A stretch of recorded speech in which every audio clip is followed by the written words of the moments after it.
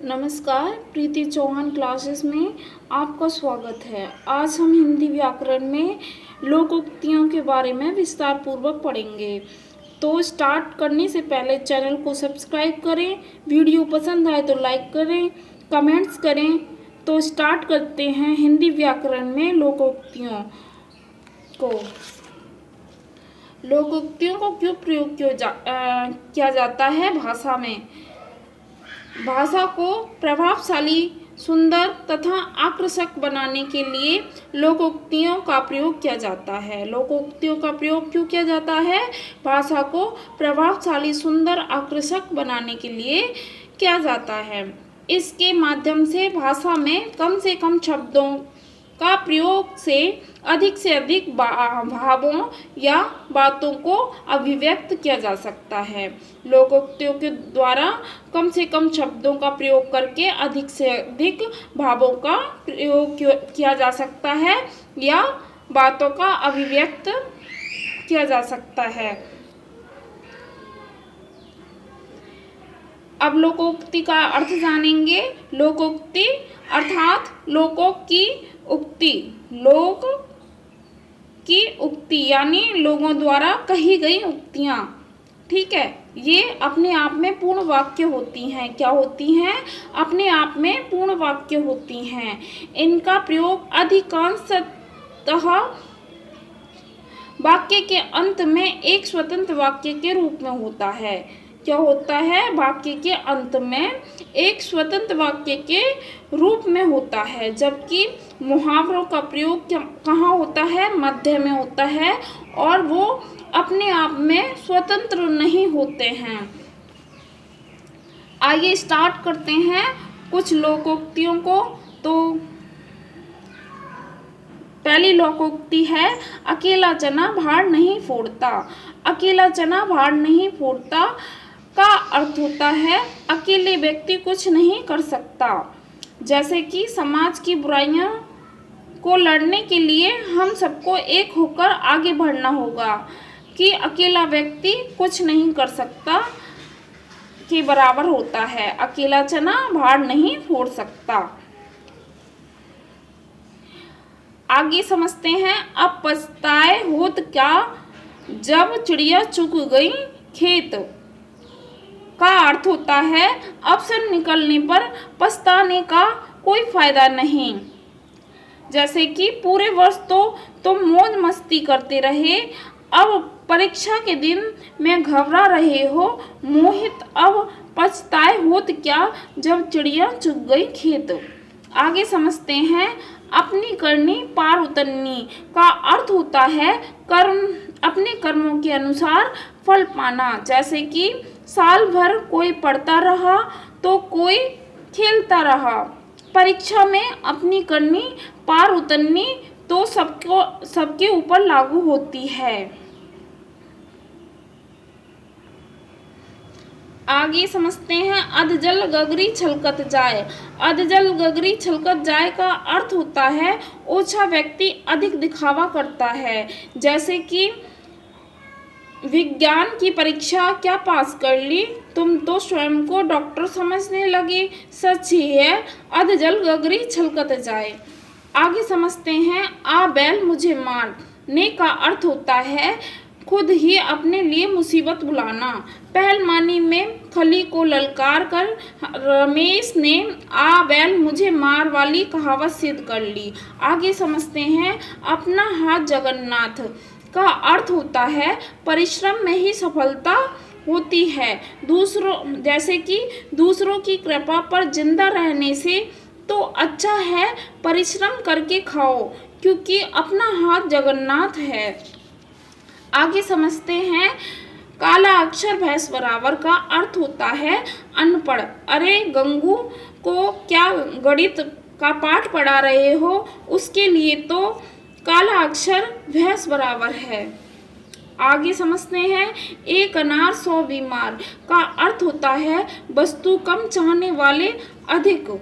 जैसे कि देश में बेरोजगारी इस कदर बढ़ गई है कि एक पद के लिए हजारों आवेदन पत्र आ जाते हैं। इसे कहते हैं एक अनार 100 बीमार। आगे समझते हैं। एक तो करेला दूजे नीम चढ़ा का अर्थ होता है एक तो दोष ही था, उस पर दूसरा दोष भी लग जाना। जैसे कि वाह किशन केशव तुम अच्छे, झूठ तो वाह केशव तुम अच्छे, झूठ तो तुम पहले ही बोल लेते थे, अब चोरी भी करना सीख गए हो। इसे कहते हैं एक तो करेला दूजे नीम चढ़ा। आगे समझते हैं आसमान से गिरा खजूर में अटका का अर्थ होता है एक मुसीबत से छूटकर दूसरी में फंस जाना। जैसे कि रामू की जेब बस में कटने से बची तो रास्ते में उसे डाकुओं ने घेर लिया। इसे कहते हैं आसमान से गिरा खजूर में अटका। आगे समझते हैं एक पंथ दो काज। जैसे कि एक ही काम से दो लाभ होना। जैसे कि मैं तो बाजार हिंदी की पुस्तक लेने गई थी, परंतु रास्ते में अपनी बहुत पुरानी सहेली से मुलाकात हो गई। यह तो वही हुआ एक पंथ दो काज। आगे समझते हैं कोयले की दलाली में मुंह काला का अर्थ है बुरे के साथ रहने पर बुराई ही मिलती है। जैसे कि अमित का साथ छोड़ दो, उसका चरित्र अच्छा नहीं है, एक दिन उसके साथ साथ तुम पर भी चरित्रहीनता का लाछन लग सकता है। जानते नहीं कोयले की दलाली में मुंह काला होता है। आगे समझते हैं कंगाली में आटा गीला का अर्थ होता है मुसीबत में और मुसीबत आना। जैसे कि अभी पिताजी की मौत से उबरे भी नहीं थे कि एक मात कमाऊ पुत्र भी सड़क दुर्घटना में मृत्यु हो गई। इसे कहते हैं कंगाली में आटा गीला होना। आगे समझते हैं ऊंची दुकान फीका पकवान का अर्थ होता है प्रसिद्धि के अनुरूप ना होना। सुषमा जैसे कि सुषमा अपनी की प्रशंसा करते नहीं थकती थी, पर जब मैं उसके घर गई तो सारी असलियत मेरे सामने आ गई।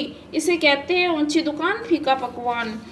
आगे समझते हैं उल्टा चोर कोतवाल को डांटे का अर्थ होता है अपना दोष दूसरे पर मढ़ना। जैसे कि रोहन बहुत चतुर है, जब उसने देखा कि सारी कक्षा उसके खिलाफ है और मैं भी उसके साथ हूँ तो उसने मुझे ही दोषी बता दिया। इसे ही कहते हैं उल्टा चोर कोतवाल को डांटे। आगे समझते हैं खोदा पहाड़ निकली चुईया का अर्थ है परिश्रम अधिक फल कम। जैसे कि सारे साल परिश्रम करने के पश्चात भी जब मोहन कक्षा में 50% अंक से उत्तीर्ण हुआ तो उसके मुंह से यही निकला खोदा पहाड़ निकली चुईया। आगे समझते हैं खिसियानी बिल्ली खम्मा नोचे। खिसियानी बिल्ली खम्मा नोचने का अर्थ होता है अपनी खीस निकालना। जैसे कि परीक्षा में कुछ किया नहीं, प्रश्न पत्र गंदा होने पर श्रेष्ठ को क्यों मार रहे हो, इसने तुम्हारा क्या बिगाड़ा है, सच ही है। खिसियानी बिल्ली खम्मा नोचे। आगे समझते हैं खरबूजे को देखकर खरबूजा रंग बदलता है। खरबूजे को देखकर खरबूजा रंग बदलता है का अर्थ है एक को देखकर दूसरा भी वैसा ही बन जाता है। जैसे कि घर में बड़ा भाई अगर सही रास्ते पर नहीं चलेगा तो छोटा तो अपने आप ही बिगड़ जाएगा, क्योंकि खरबूजे को देखकर खरबूजा रंग बदलता है। आगे समझते हैं घर की मुर्गी दाल बराबर। घर की वस्तु या व्यक्ति का आदर नहीं होता। जैसे कि सविता बाहर तो एक समाज सेविका के रूप में खूब आदर पाती है, परंतु घर में उसकी दशा एक नौकरानी से भी अधिक नहीं है। सच ही है, घर की मुर्गी दाल के बराबर होती है। आगे समझते हैं घर का भेदी लंका ढाए। घर का भेदी लंका ढाए का अर्थ होता है अपने द्वारा हानि पहुंचाना। जैसे कि सरीन परिवार का व्यापार बहुत तेजी पर था, परंतु अचानक ही बहुत बड़े नुकसान ने उन्हें डुबो दिया। श्री सरीन समझ गए कि यह उनके पार्टनर का ही काम है, सत्य ही है घर का भेदी लंका ढाए। आगे समझते हैं छोटा मुंह बड़ी बात का अर्थ होता है अपनी योग्यता से बढ़कर बोलना। जैसे कि तुमने गायन प्रतियोगिता क्या जीत ली, अपने आप को सोनू निगम ही समझने लगे। यह तो छोटा मुंह बड़ी बात जैसे ही हुआ। आगे समझते हैं चोर की दाढ़ी में तिनका का अर्थ होता है अपराधी भयभीत रहता है। जैसे कि मालकिन का हाथ चोरी होने पर सभी नौकरों की तलाशी ली जा रही थी, ऐसे में छोटू वहां से भागने लगा। सच ही है चोर की दाढ़ी में तिनका। आगे समझते हैं पराधीन सपने सुख नहीं का अर्थ होता है पराधीनता में सुख नहीं मिलता। जैसे कि चिड़िया को चाहे सोने के पिंजरे में रखकर दाना पानी दो तब भी वह उड़ना चाहेगी, क्योंकि वह जानती है कि पराधीन सपने सुख नहीं होता है। आगे समझते हैं हाथ कंगन को अर्सी क्या का अर्थ होता है प्रत्यक्ष को प्रमाण की आवश्यकता नहीं होती है। बीरबल, जैसे कि बीरबल बहुत चतुर थे और उनकी चतुराई सारे जग में प्रसिद्ध है, उन्हें किसी प्रमाण की आवश्यकता नहीं है। जैसे कि हाथ कंगन को अर्सी क्या। आगे समझते हैं सांच को आँच नहीं का अर्थ होता है सच्चा व्यक्ति किसी से नहीं डरता। जैसे कि रामू देखो, अगर तुम सच सच बता दोगे तो तुम्हें कोई कुछ नहीं कहेगा, क्योंकि सांच को आँच नहीं होती। आगे समझते हैं नेकी कर दरिया में डाल। नेकी कर दरिया में डाल का अर्थ होता है उपकार करके उसे जताना नहीं चाहिए। जैसे कि सच्चे समाज सेवक को अपने द्वारा किए गए कार्य व उपकार को जताना नहीं चाहिए, क्योंकि जताने से उसका महत्व घट जाता है, इसलिए तो कहा जाता है नेकी कर दरिया में डाल। आगे समझते हैं बंदर क्या जाने अदरक का स्वाद का अर्थ होता है मूर्ख व्यक्ति को गुणों की कद्र नहीं होती। जैसे कि पश्चिमी संगीत की धुनों पर थिरकने वाले युवाओं के सामने शास्त्रीय संगीत का कोई महत्व नहीं है। उनके लिए तो यह कहावत सत्य प्रतीत होती है कि बंदर क्या जाने अदरक का स्वाद। आगे समझते हैं जिसकी लाठी उसकी भैंस का अर्थ होता है शक्तिशाली ही अधिकार पाते हैं। आज के युग में सीधे सच्चे लोगों की कोई नहीं पूछता। आज का युग तो उन्हीं का है जिसकी लाठी उसी की भैंस। आगे है 4 दिन की चांदनी फिर अंधेरी रात का अर्थ है कुछ दिनों की खुशी होना।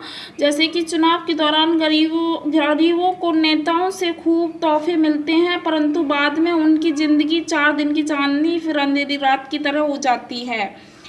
आगे समझते हैं मान न मान मैं तेरा मेहमान का अर्थ होता है जबरदस्ती मेहमान बनना। जैसे कि परीक्षा के दिनों में हमारे दूर के रिश्तेदार अपने पूरे परिवार के साथ आ धमके और पूरे 1 हफ्ते तक रहे। यह तो वही बात हुई मान न मान मैं तेरा मेहमान। आज की वीडियो में बस इतना ही। उम्मीद करती हूँ कि वीडियो पसंद आई होगी। धन्यवाद।